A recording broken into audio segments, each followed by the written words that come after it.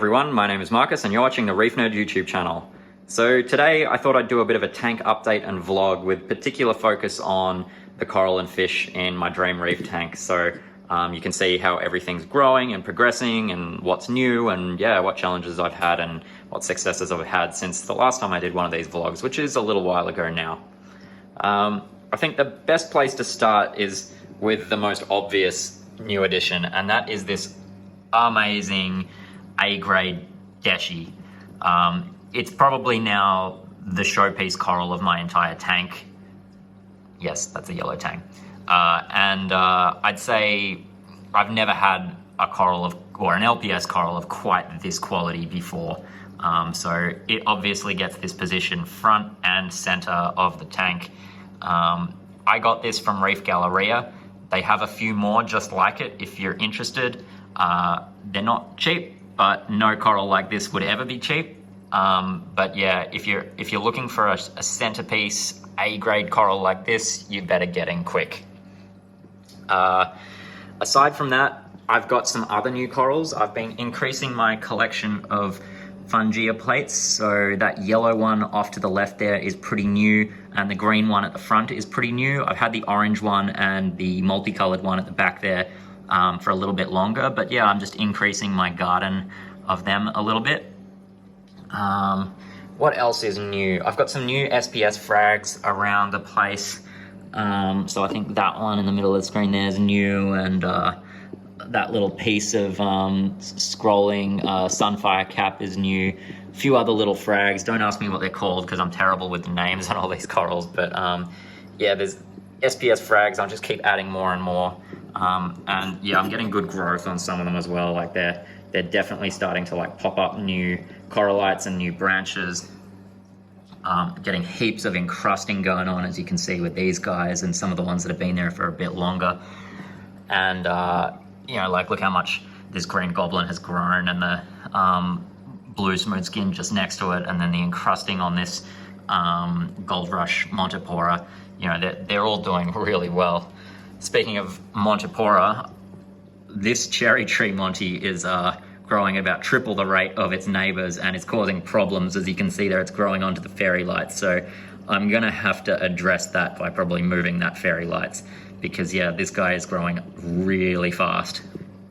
And if left unchecked, will just take over the the Montipora garden that I've got going on here. As you can see, all my digis are growing. The pink seems to be the slowest, but you know, it's getting there, and I'll keep pruning the red one as well because it's growing so fast. Big orange Rick. We've still got the yellow, greeny kind of one in jail at the moment. I'll probably be ready to take that out of this Rick hospital maybe in another week. I just want to give it plenty of time to attach to rock before I put it back out somewhere on the display. You see, I've lost an A-can behind those torches there. No surprise, and a little bit of my own fault. It just got stung and it's not glued down, and snails kept rotating it and moving it in that spot, meaning that the whole thing got stung by the torches. So yeah, that's my fault and bad positioning for an A-can. I have this gold chalice now as well, which I really love the color. It's super bright, as you can see. I hope it starts to encrust and grow quickly, because it would be really awesome for it to fill out that whole area on the rockwork there. I can see the home wrecker. No, that one's the Walt Disney. Love and life and growing huge. The home wrecker's that one there. I've got another piece of it over here. The pink one next to the home wrecker is PC Rainbow. Behind them is Red Polyp Dallas. And that gold coral there is Pikachu, and the names of everything else, I think that one's Fox Flame, something like that. But yeah, names of everything else kind of escape me. My frag rack is starting to be more of a colony rack at this point, given the size of this frag. But I did clean it up the other day, so I put all these zoas that were encrusting the actual frag rack onto plugs, cleaned up a few of them, Same with this frag rack up here. I cleaned that one. I haven't cleaned the back one yet. As you can see, it's still covered in coralline, but it doesn't have any corals that are encrusting onto the actual rack yet, so it was less urgent. The reason why there's all the floaties in the water that you probably see on that shot there, they're actually micro bubbles.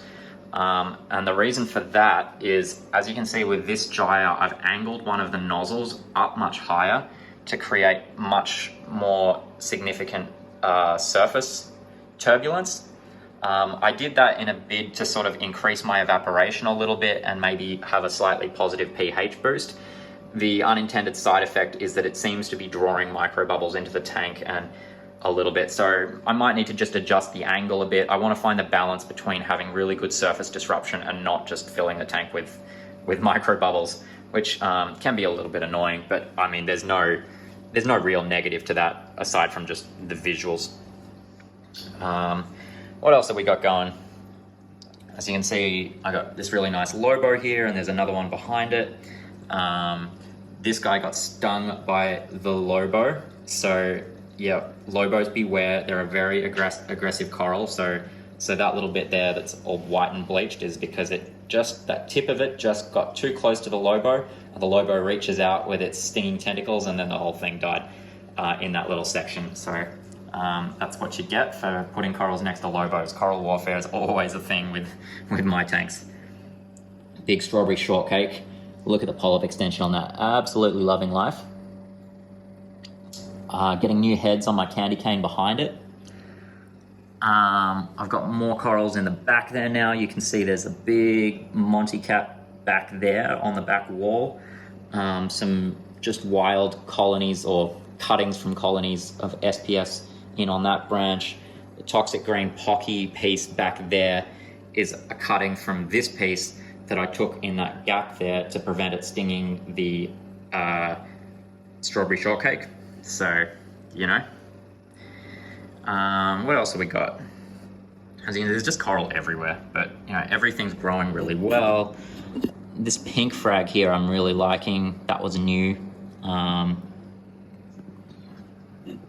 Meteor shower, Cyphastria starting to really get good polyp extension and starting to encrust a bit. Now this big gonny is looking great, but the two behind it are a little bit retracted. I think I probably need to dose something. I'm about to do another ICP test, but I suspect they are a little retracted due to a particular trace element that might be depleted. If you've got any ideas about how to keep gonnies happy, let me know in the comments down below. I need to look into that a bit more. This big pink Stylopora is getting huge, so it's going to have to be fragged soon because these front branches around here are getting close to the glass, and yeah, soon I won't be able to fit the glass cleaner through here without whacking it. You can see the growth on the Monty Cap in there and the green one in there. They're just going ballistic. Zoa Garden's looking really nice since I added the Sunny D's in there and the Rastas in there to sort of expand it down onto the sandbed a bit. There's one of my sand sifting starfish. I've actually got 3 of them in the tank now. And you can see my sand is actually looking a lot better now than it was in, say, the last vlog update that I gave. Although there are still some patches where the sand sifting starfish have a bit of difficulty getting to, where I've got that green cyanobacteria on the sandbed. I'm not too worried about it. It's not detrimental to the tank in this current level. It just looks ugly. I think my approach for getting rid of the bits where the sand sifting starfish can't get to it is I'm going to add more snails. Probably, I think it's the Strombus snails are the good ones for kind of plowing through your sandbed a bit. And yeah, they might be able to get into the gaps where the big sand sifting starfish can't. Here's the other 2 hanging out right there. What else have we got? Hammers. This big yellow one's doing really well. That blue one, or reverse stem blue one, there's not doing as well as I would like. You can see it lost a head, and the orange one beneath it lost a head. Yep, yellow tang, move. The orange one beneath it lost a head as well. I have a feeling it's because that they were mounted at 90 degrees and have been like that for a really long time. I was told a long time ago that mounting hammers at 90 degrees rather than vertical to the direction of the light source would cause them to grow more heads. I now seem to think that that was bad advice, because I tend to only lose heads of hammers when they are mounted at 90 degrees, and hammers grow, you know, very slowly at the best of times anyway. So I think it's, from now on, I'm only going to mount hammers vertically in terms of the head orientation to the light source. Looking up here, you can see my big bird of paradise. Got some weird growth patterning on it now. This is as a result of it moving from the old tank into this tank, and the lights being now in a different location. So it's all the tips are kind of now bending towards a different direction compared to their original growth direction as a result of the change of angle to the light source. Big Dallas out the back there. I'm gonna have to prune that soon because those back branches are about to touch the back wall. This huge colony of stylo is getting out of control. I'm gonna have to cut some big chunks off that. So if you're interested in having a pretty sizable piece of this Stylopora, message me and I'll hook you up with some. You'll be able to get it from Reef Galleria in South Melbourne. This Dallas as well, my other colony, which has the far better polyp extension because it's in stronger light, as you can see, is almost going to touch the weir, so I'll be cutting some chunks off that soon too. And what else have we got? Fish-wise, not a lot has changed. We've got the 2 lineatus wrasse. There's one of them there, the other one here. We have 6 dispar antheas. There are 6, I can see 1, 2, 3, 4, 5, 6 in shot right now. Thanks guys for coming out.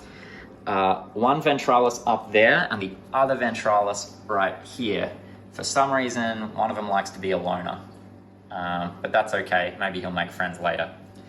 Obviously, giant blue tang, purple tang, yellow tang, convict tang. So the tang gang is going strong, and aggression has definitely subsided over the last month or 2 compared to, say, the first month of when we added the purple tang. And I did a dedicated video on tang aggression a little while back, but you can see there's the mirror just here, but they're all ignoring the mirror now and they're not fighting each other, so I could probably take that mirror away.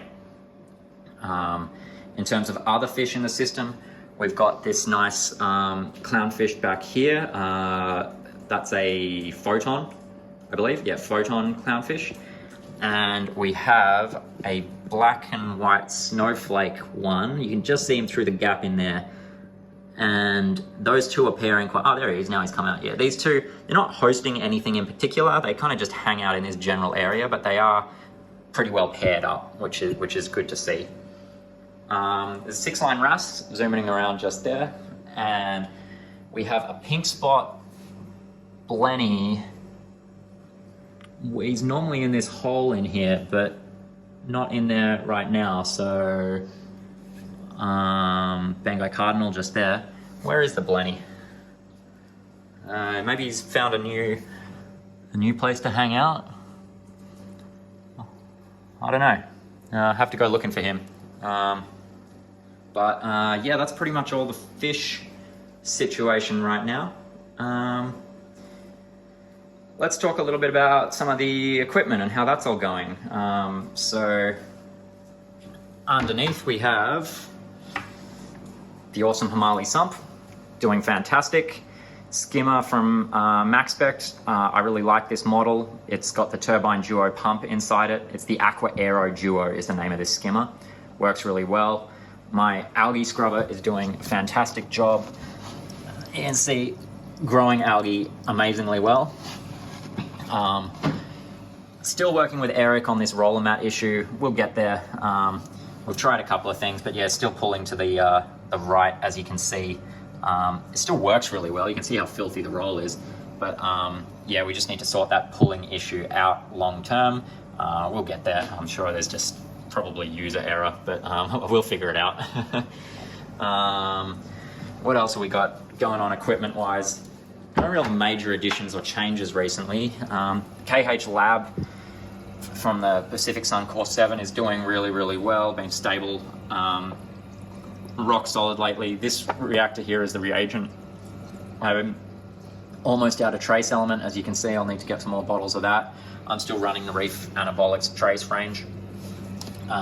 This is a bit of additional sodium carbonate for alkalinity. I just dose a little bit extra on top, just because I find my balanced dosing from the calcium reactor meets my calcium requirements, but just not quite my alkalinity requirements, which is really common for people with algae scrubbers because the algae consumes alkalinity, but not calcium. My Kalkwasser reactor, the Avast Marine A1, I think it's called, or K1, is doing really, really well, although it's a bit short on Kalkwasser. I probably need to put a little bit more powder in there right now. You can see how much of the media has been consumed. Like when I started this tank, I filled the media to about there. So we've dropped like, you know, that much media in the time since I've had this reactor running on this tank. Big UV going really well. That's probably getting about due for some maintenance, but I'll probably do that in a dedicated video. And you can see the flow rate that I've got right now is about 1100, 1200 liters per hour, according to this flow meter from the Sanking Flow Color plumbing range.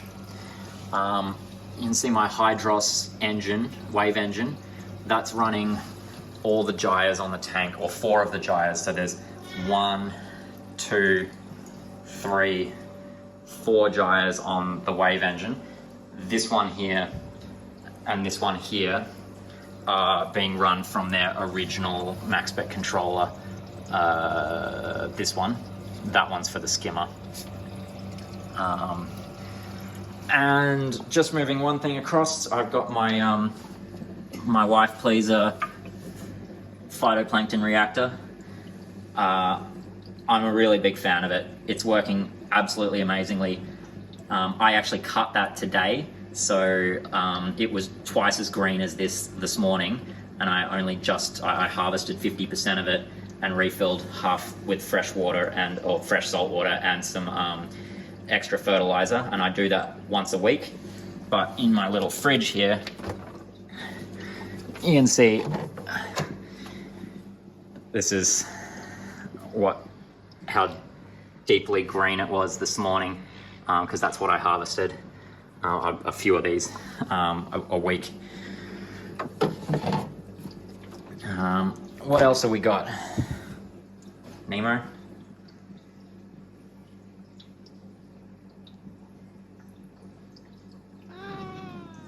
Yep, he's always got a lot to say. Let's look at plants. So I've put these plants next to the tank because I think they look really nice. And this one here started creeping all the way along here. This leaf kind of dipped itself into salt water and has promptly started dying. But the rest of them are looking really good. And I quite like the look. I want it to grow all the way along the side. So yeah, that's a cool idea. If you like the look of this, get a plant like this. Sorry, I don't know plant names, but yep, it's a plant from Bunnings, if that helps you out. And yeah, something that's going to creep along the back of a tank can give a really cool look. The last thing to update you all on would be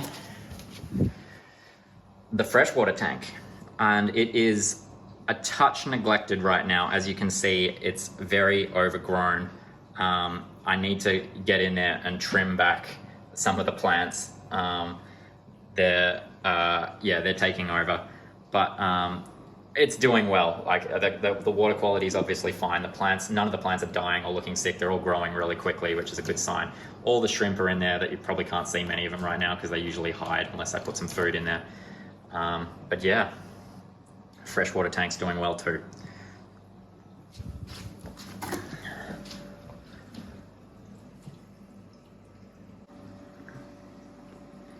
One more thing to show you. I'm mixing up a new batch of my custom homemade frozen cubes, which is a mix of a whole bunch of other brands' frozen cubes. Coral Foods, Red Sea Energy AB+, some Reef Revolution, Polyp Feast, rotifers, mysis, brine, artemia, you name it, it's in here. I mix them all together, defrost it all, and then I'll be pouring that mixture into this silicon ice cube tray, which will give me 160 cubes. Pop that in the freezer, and then I've got my own custom mixed cubes. Yeah, that's my preferred way of feeding my fish and coral. I'll feed 4 of these cubes a day once they're made. But that's all for today. I'm really happy with the state of the tank and how everything's going. I think it's looking really, really good, and the growth is, you know, starting to ramp up. But if you've got any questions about my system, corals or fish, post them down below. Don't forget to subscribe to the channel, like the video, and thanks for watching.